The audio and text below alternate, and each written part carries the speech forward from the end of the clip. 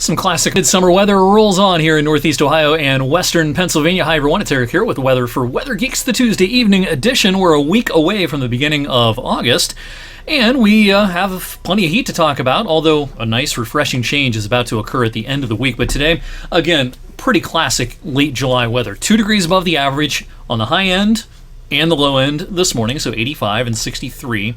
Out there today, and of course, so we were not alone in this. Generally, high temperatures today, were pretty close to the seasonal average in most of eastern Ohio, the panhandle of West Virginia, and western parts of the Keystone State as well. We're going to see hotter days than this coming up at the, especially over the weekend and early next week, but this will be kind of the high water mark for the time being. In the meantime, we've had a scattering of kind of a widely scattered area of showers and thunderstorms over the last handful of hours. And as of a little after 7 p.m., the heaviest of the activity remains north of Interstate 80 up here in Trumbull County. Let's stop the loop and show you. We've got a pretty good downpour moving over the Youngstown-Warren Regional Airports around the Vienna area, Howland as well. The south end of Mosquito Lake just getting missed. So right around the state park and around Cortland, we're just getting missed. Bezetta and over towards the fairgrounds.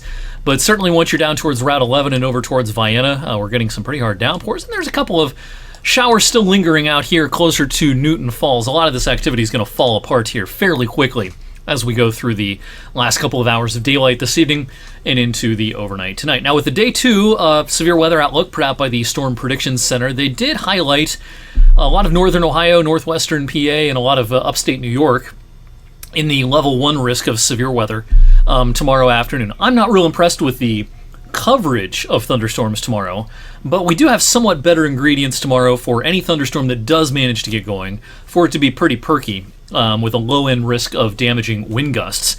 I don't think hail will be a big issue, and I think the tornado risk with any thunderstorms is going to be primarily confined to areas around Toronto, Ottawa, pretty much over the U.S.-Canadian border.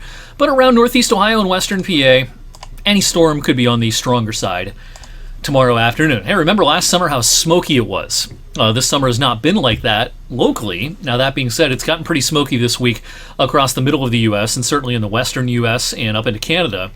Very smoky atmosphere right now because the wildfires have really perked up underneath this ridge of high pressure over western North America. So from Alberta and British Columbia over into Saskatchewan and then down into Washington, Oregon, and parts of the northern Rockies, we have several ongoing wildfires, and the smoke continues to kind of spill out into parts of the Plain States, parts of the upper Midwest. Now, at the highest altitudes, there's a little smoke in the atmosphere trying to go through the Great Lakes, but it's pretty thin and not real impactful. And I think that'll be the case in the short term. Whether or not, as we go deeper into summer, this becomes more of an issue for us locally, that remains to be seen. These things aren't real predictable.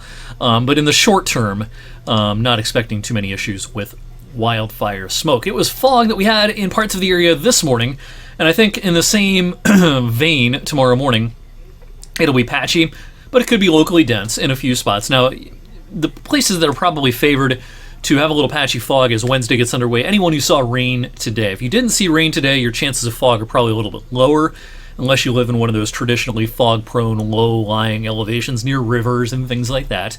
But just like this morning, any fog that is out there should burn off pretty quickly, leading to a mostly sunny morning and midday. Now, I think the sequence of events for our Wednesday will be kind of similar to today in that we'll be largely dry until mid-afternoon. And again, notice the coverage that is modeled here is not very high. In other words, it's real spotty. But with enough wind shear up above our heads, there can be somewhat better organization and better updrafts with any thunderstorm that does get going tomorrow afternoon. So again, we might see some strong winds trying to be pulled down in a few spots tomorrow afternoon with our thunderstorms. But just like today, we'll see a decrease in the intensity towards evening, although until our front passes late Wednesday night into Thursday morning, we're going to allow for at least a renegade shower or perhaps a thunderstorm. I think we'll dry things out Thursday afternoon. Secondary trough of low pressure pushes in. The dew points really drop towards the end of the day Thursday, setting up a beautiful summer evening Thursday evening, and a picture-perfect Friday is on the way with high pressure almost right overhead. We'll have a nice northerly breeze. We'll have low dew points and hardly a cloud in the sky. Now, we're going to stay dry through the upcoming weekend, but I think it won't be as dry next week. I think we've got a more unsettled week coming our way next week, and this is a look at what's going on in the upper levels of the atmosphere.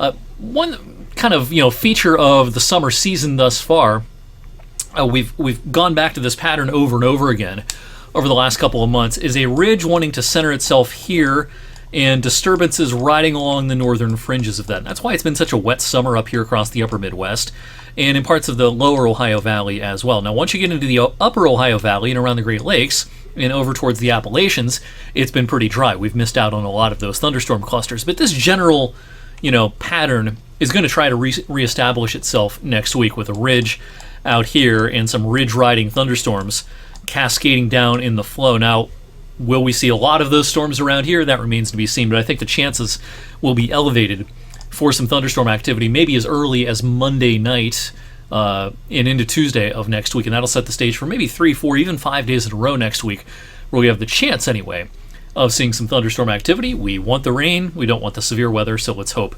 that is kind of what will come of that pattern next week, I should say, is a lack of really strong thunderstorms, but some needed raindrops for a lot of still thirsty lawns and gardens. We'll get an update on the drought monitor coming up in 2 days on Thursday. We'll talk about that on Weather for Weather Geeks then. In the meantime, thank you for watching on this Tuesday night, and I'll see you back here on Wednesday.